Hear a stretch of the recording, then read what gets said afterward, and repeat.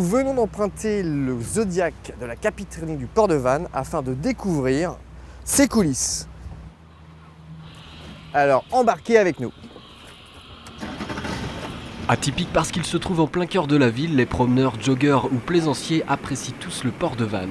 Pascal, avant tout un passionné de la mer, est aussi accessoirement le capitaine du port. Le port de Vannes est un port qui a premièrement des bateaux en client à l'année et puis qui a également la mission de recevoir les bateaux en escale.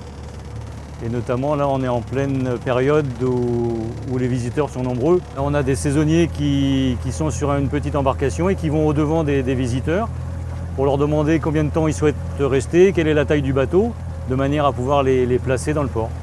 Aussitôt le pont de Quérino passé, chaque visiteur rejoint son numéro de place et une fois amarré, l'enregistrement est obligatoire et se fait à la capitainerie. L'occasion de profiter des services mis à disposition, laverie, douche, etc. Et ce n'est pas tout.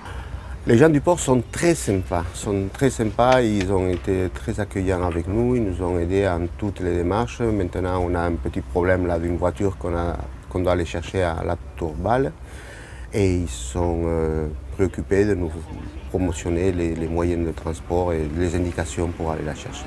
Le port de Vannes, avec ses 6000 visiteurs par an, jouit d'une réputation qui dépasse les frontières bretonnes mais également nationales. C'est tous les jours différents avec des gens différents.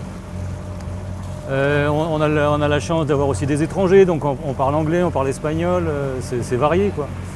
Donc, et puis ils ont toujours des histoires sympas à nous raconter. Vannes, on est venu plusieurs fois, mais la première fois que j'y suis venu, c'était il y aura bientôt 25 ans, ou même il y a 25 ans à peu près jour pour jour.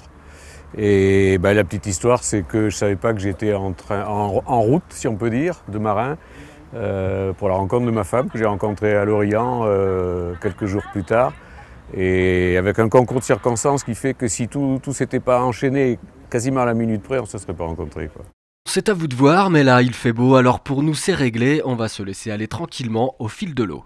Pour vous dire au revoir, je voudrais vous dire en espagnol, buen viento, hasta pronto et on reviendra.